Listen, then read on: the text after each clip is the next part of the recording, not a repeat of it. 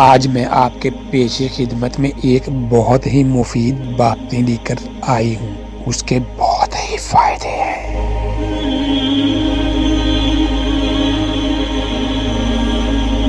باتیں آپ تک پہنچانے سے پہلے آپ سے کہنا چاہتی ہوں کہ ان باتوں کو بہت ہی زیادہ دھیان سے سنیے گا اور ان باتوں پر عمل بھی کیجیے گا، کیونکہ یہ جو باتیں ہیں بہت ہی زیادہ سنجیدگی سے عمل کرنے والی باتیں ہیں۔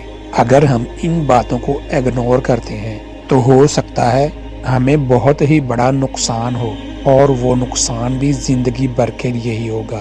اس لیے میری ان باتوں کو بہت ہی زیادہ سنجیدگی کے ساتھ سنیے گا، ان باتوں پر عمل بھی کیجیے گا۔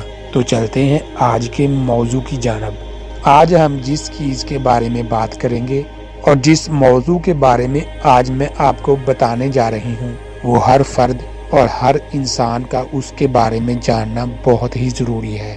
آج میں آپ کو بتاؤں گی کہ قربت کرنے کا جائز طریقہ کیا ہے۔ اس کو استعمال کر کے آپ بہت سے گناہوں سے بچے رہیں گے۔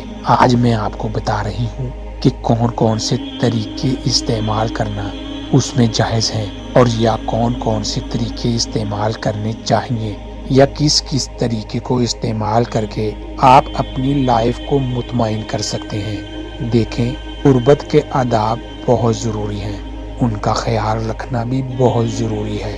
سب سے پہلے یہ جاننا ضروری ہے کہ قربت کرنا کس طریقے سے جائز ہے، یعنی آپ اٹھ کر، بیٹھ کر یا لیٹ کر کسی بھی طریقے سے قربت کر سکتے ہیں، لیکن اس میں اس بات کا دھیان رکھنا چاہیے، بہت ضروری ہے کہ آپ سے صرف جائز جگہوں سے قربت کریں۔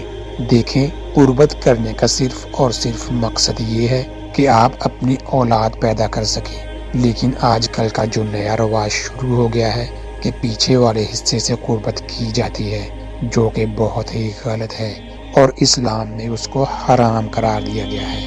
میرا یہ باتیں بتانے کا مقصد صرف اور صرف یہ ہے کہ آپ کو جائز طریقہ بتا سکوں۔ جیسے کہ ہم سب ہی جانتے ہیں کہ آج کل کے معاشرے میں ہم اسلام کو بھول چکے ہیں، بالکل ہی بھول چکے ہیں۔ ہم یہ بات جانتے ہی نہیں کہ ہمارا اسلام کیا کہتا ہے، کیا کرنے کو کہتا ہے، اور کن باتوں سے روکتا ہے۔ ہمیں اس بارے میں خیال ہی نہیں ہے، تبھی تو ہم مختلف قسم کے مسئلوں میں پھنسے ہوئے ہیں، وہ صرف اور صرف اس لیے کہ ہم نے اسلام کی تعلیمات پر عمل نہیں کیا۔ اسی وجہ سے ہم آج نہ ادھر کے ہیں اور نہ ہی ادھر کے۔